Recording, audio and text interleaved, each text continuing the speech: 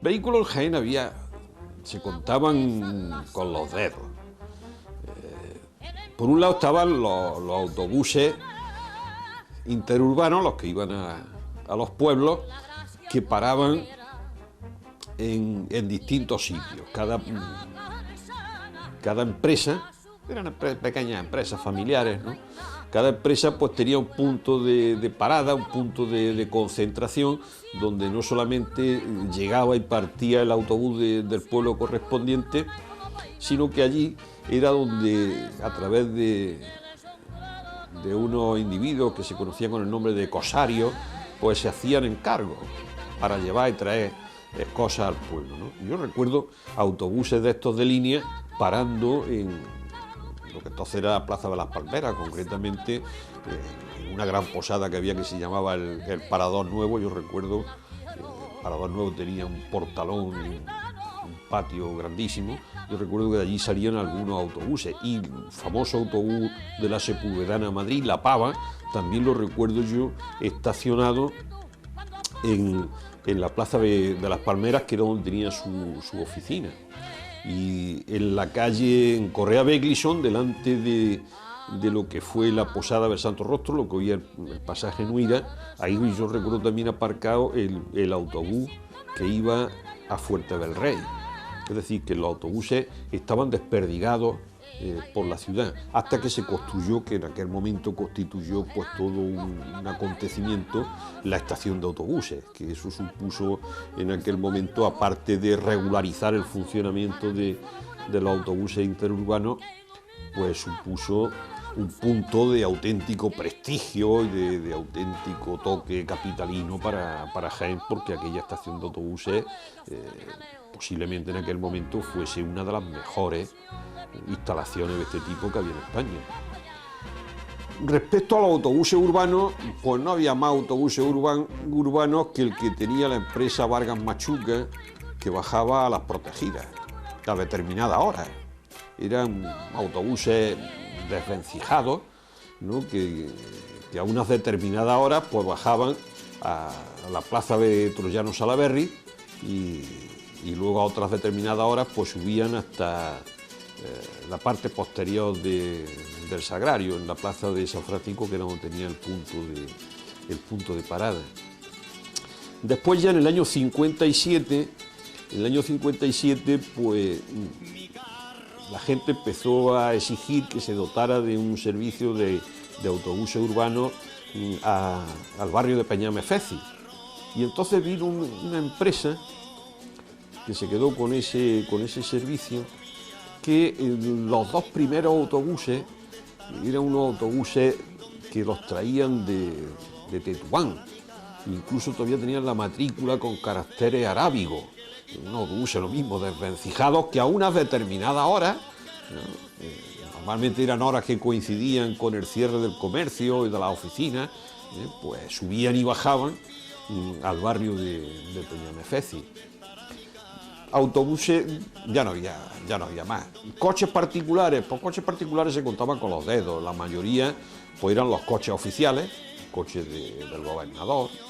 el famoso Mercedes del obispo,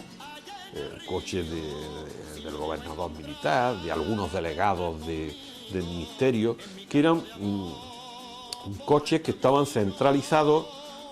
fundamentalmente a través del parque móvil de los ministerios, que tenían sus instalaciones en la calle Obispo Estúñiga, donde ahora está la policía y el carnet de identidad. Allí había unos grandes cobertizos que era donde estaban las instalaciones del parque móvil, que era el que surtía con esos coches. Esos coches se distinguían porque, de acuerdo con la autoridad correspondiente, en la parte delantera del capó llevaban un banderín con la bandera nacional, que cuando el coche no iba ocupado por la autoridad correspondiente, ese banderín iba enfundado para que no se viese. Y sin embargo, cuando lo ocupaba la autoridad, pues le quitaban la funda al banderín, y entonces al ver de lejos el coche ya se sabía que ese era el coche del gobernador, era el coche del gobernador militar o el del alcalde. Vehículos privados pues tenían algunos profesionales destacados, algunos médicos muy renombrados, algunos abogados cierto tono. Normalmente este tipo de vehículos privados no eran el titular, el dueño, el que lo llevaba, sino que muchas de estas familias o de estos personajes pues tenían empleado en su casa, tenían un conductor, un chofer, que era el que se ocupaba del mantenimiento del vehículo y de prestar el servicio cuando se lo pedían. La mayoría de estos vehículos periódicamente tenían que pasar una revisión en la delegación de obras públicas, que era en la ya desaparecida Plazoleta de las Cruces, y entonces los días que correspondía a esa revisión, aquello era un auténtico jubileo yo creo que toda la gama de vehículos que había entonces en Jaén pasaban por allí, la calle Ruiz Romero era un auténtico desfile de vehículos. Y los exámenes para otorgar el carnet de conducir, esos se hacían en la delegación de Industria, que era una casa preciosa que había al comienzo del paseo de la estación, donde hoy está la Caja de Ahorros de Granada. Era una casa muy bonita, que ahí estaban las oficinas de la Delegación de Industria, que era de quien dependía entonces la expedición de los carnets de conducir. Y el carnet se otorgaba con unas pruebas muy simples de arranque del vehículo, de aparcamiento, de unos simples movimientos que se hacían normalmente en la puerta de la Delegación de Industria o en esa callecita que va hacia Nava de Tolosa, lateral. Era una cosa muy simple debido precisamente a eso, ¿no? a la escasez de vehículos que había. Gasolineras, pues había dos de tipo surtidor en la Plaza de las Palmeras. Una era la más famosa porque la regentaba un individuo que la gente le llamaba Perico Pedro, que era muy aficionado al fútbol. Entonces este hombre estaba siempre, como estaba de servicio permanente, sentado allí al lado del surtidor de la gasolina. Este hombre, cuando jugaba al Real Jaén, pues tenía por norma que cuando a través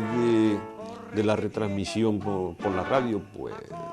se enteraba que el Jaén había marcado un gol, tiraba un cohete. Entonces Perico Pedro era muy famoso, la gasolinera de Perico Pedro era muy famosa por eso. Y luego había otra gasolinera también de surtidor, también en la Plaza de las Palmeras, que era normalmente donde se surtían pues, los vehículos privados y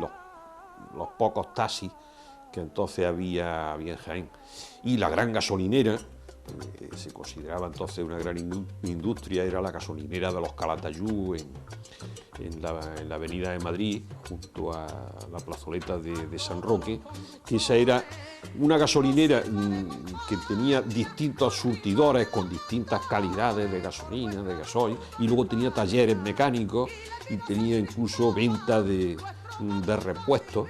Era un edificio modernista muy interesante y que realmente pues, marcó un auténtico hito en la industria automovilística de Jaén.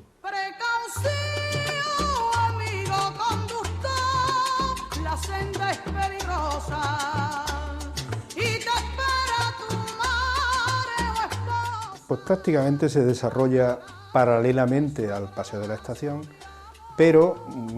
con posterioridad, sin duda, en los años un poquito después, y además no ya con la calidad en los equipamientos, en las edificaciones que van conformando el Paseo de la Estación. No obstante, también era una vía perimetral al conjunto urbano de la ciudad, que pasaba prácticamente tangencialmente, y por eso precisamente allí se coloca la estación de autobuses en su momento, para evitar precisamente que el tráfico pues entrara en la ciudad y sin embargo pues fuese relativamente cómodo el poder acceder a ese equipamiento que era la estación de autobuses. Después pues van apareciendo edificaciones en esa época que hemos hablado antes tan negativa, en mi opinión, de los años 70 del siglo pasado, en la cual aparecen edificios de mucha altura, desaparecen otros edificios. No obstante, es una vía de primer orden en el crecimiento de la ciudad y aparecen elementos muy interesantes, por la propia estación de autobuses,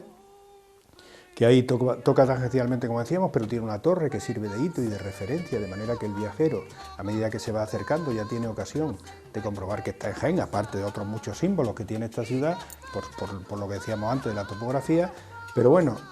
tiene la estación de autobuses, se construyó en los años también 45-50 una preciosa expenduría de petróleo, de gasolina, etcétera, de gasoil,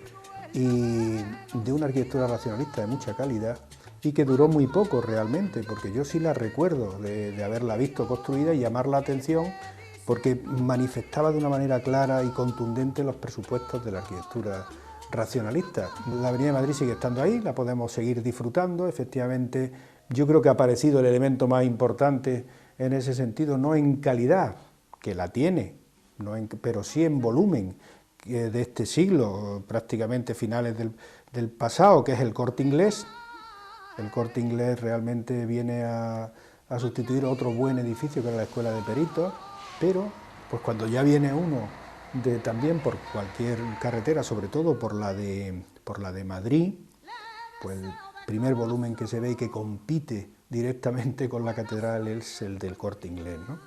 Yo creo que no deja de ser un reflejo de la sociedad actual, en la que en el siglo XVI, cuando se construye la catedral, la Iglesia era un poder y tenía una presencia fundamental en la sociedad. No es que hoy no la tenga, pero sí aparecen nuevos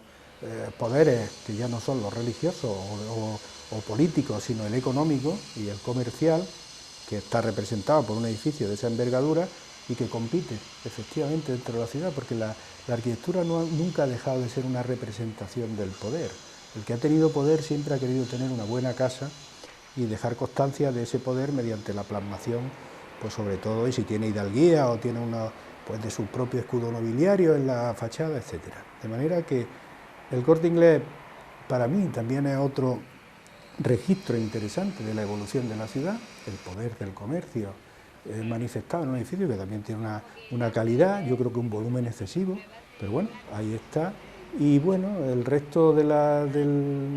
Avenida de Madrid, pues está Belén y San Roque, que yo creo que también es un buen ejemplo de resolución de un edificio en ladera que tiene muchísimos niveles y que da una pantalla relativamente neutra a la ciudad, que también es agradable ante tanta dispersión y distorsión de formas y de volúmenes. Y bueno, yo creo que también estaría pendiente. Yo creo que la gran remodelación tiene que pasar por el tráfico y por la reutilización de la ciudad para los peatones. La Avenida de Madrid necesita actualmente todos los carriles que tiene, evidentemente, pero las aceras son insuficientes y, en fin, un tratamiento que ya se remodeló hace unos años, pero yo creo que el ajardinamiento y la vegetación deberían de tener más protagonismo en la situación actual, al ser una avenida muy importante en la ciudad. Ha sido también una avenida un tanto destartalada, puesto que se implantaron una serie de hitos a primero de siglo, que luego han ido ocupándose los espacios entre ellos con edificios modernos, pero de una forma un tanto desordenada. La estación de autobuses, que es otro edificio que se hace en esta avenida, también le conforma un tráfico muy intermitente y molesto. Entonces, la Avenida de Madrid siempre se ha caracterizado porque los autobuses, que salen, los cientos de autobuses que salen, al tráfico de la Avenida de Madrid le viene mal, porque es un transiego de salida y entrada que le perjudica gravemente. Por lo cual, esta avenida ha tenido la mala suerte de tener implantada esa estación de autobuses en medio de la ciudad, que por otra parte es buena para los viajeros, porque salen en medio de la ciudad, pero sin embargo para el tráfico rodado no es agradable. Se implanta otro edificio singular hacia los años 50, que es el Colegio de los Hermanos Maristas, al fondo de la Avenida de Madrid, en la confluencia con la antigua Ruy Jiménez, ¿no? Ese edificio, de una arquitectura propia del tiempo, la entrada a través de esta avenida que estamos tratando, Avenida Madrid, era la entrada a los patios, por lo cual tiene también una fachada con una mampara de hormigón visto horrorosa, y además en una longitud bastante considerable, por lo cual también vemos que eso le afea poderosamente a esta avenida, que es desgraciada en todo, hasta en eso. La espalda del Parque de la Victoria, que es agradable por la avenida, por la entrada del Paseo de la Estación, sin embargo, por la Avenida de Madrid tiene una entrada en pendiente, por lo cual hay que fabricarle una rampa un tanto artificiosa y molesta, y además los parterres, que por otra parte están totalmente descuidados, le dan también una fealdad. Entonces, hasta los años 70 aproximadamente, la Avenida de Madrid era un portento de horrorosa fealdad. A continuación se van haciendo edificios de traza moderna y van arreglando el ambiente, van arreglando la fachada, se van haciendo edificios modernos de cierta gracia y se culmina con la esquina Poderosa, una vez derruido la Escuela de Peritos Industriales, en el edificio portentoso del Corte Inglés. El Corte Inglés le da a la Avenida Madrid una grandiosidad que hasta ese momento no tenía.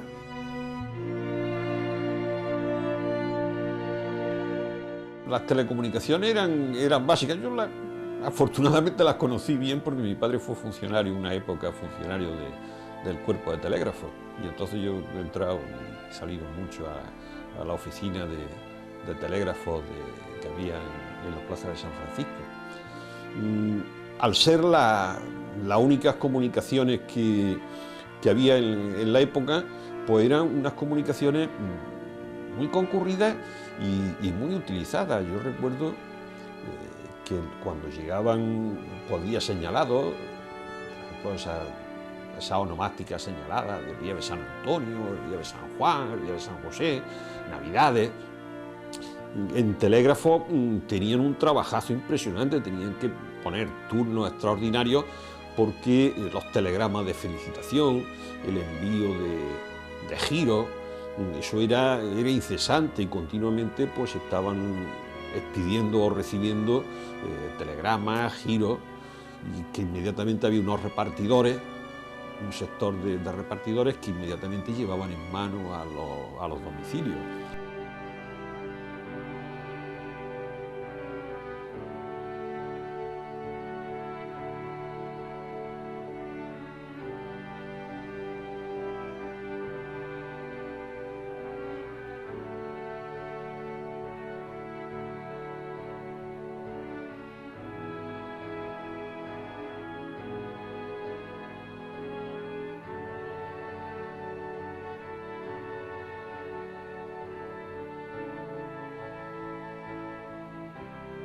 Algo parecido ocurría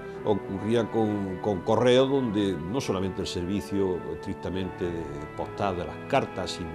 el envío de paquetería, de valores declarados, pues eso tenía en una permanente ebullición el patio de operaciones de aquel bonito, porque era muy bonito, edificio de correo y telégrafos de la Plaza Vieja, de la Plaza de San Francisco. Y había una cosa que entonces, y yo creo que eso es algo que los de hoy deberían de aprender y de imitar, que yo recuerdo que aquellos carteros y aquellos repartidores tenían a gala el ser eficaces. Había muchas veces que como el nivel cultural era tan bajo, pues se recibían cartas o se recibían telegramas con unas indicaciones totalmente ilegibles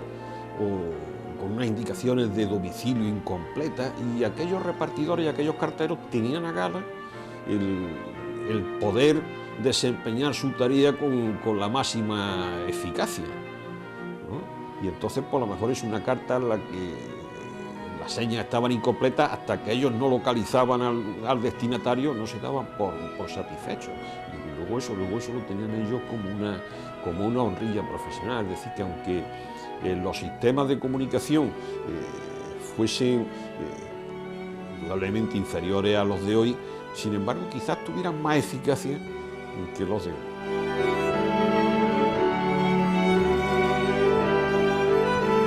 Jarenillo, originariamente su nombre era Plaza de San Antonio. Era un campillejo, lo que en Jaén se llamaban campillejos, es decir, una plaza enorme, terriza, sin urbanizar, que así pues prácticamente pervivió hasta los tiempos de la Guerra Civil. En la Guerra Civil se construye, en el centro de la plaza, se construye un gran refugio y además se dedican también durante ese tiempo, es uno de los sitios que se señalan para depositar escombros. Entonces, al comienzo de los años 40, cuando se emprenden en Jaén por una serie de obras públicas, de urbanización de la ciudad, fundamentalmente para paliar el paro, pues una de las primeras empresas que se acometen es limpiar y adecentar ese gran campillejo de San Antonio, y entonces cuando se hacen los jardines que hemos conocido hasta tiempos recientes, cuando se traslada ahí la estatua del poeta Bernardo López, se coloca en el centro una fuente y se hace pues, un paseo bastante agradable al que se le da el nombre de Plaza de Queipo de Llano, pero al que la gente, en el lenguaje coloquial de Jaén, pues conoce con el nombre de los Jardinillos. Era una plaza de un ambiente muy agradable, una plaza que permitía los jueves y los domingos en el verano, iba mucha gente, porque permitía tranquilamente escuchar las últimas novedades musicales que en la piscina municipal, donde hoy está Correo, interpretaba aquella famosa orquesta que era la Orquesta Armentero, luego fue la Orquesta Sara con su cantora Hilera, que cantaban pues las últimas novedades, unos bailes que se celebraban los jueves y los domingos del verano. Y era una plaza bastante agradable.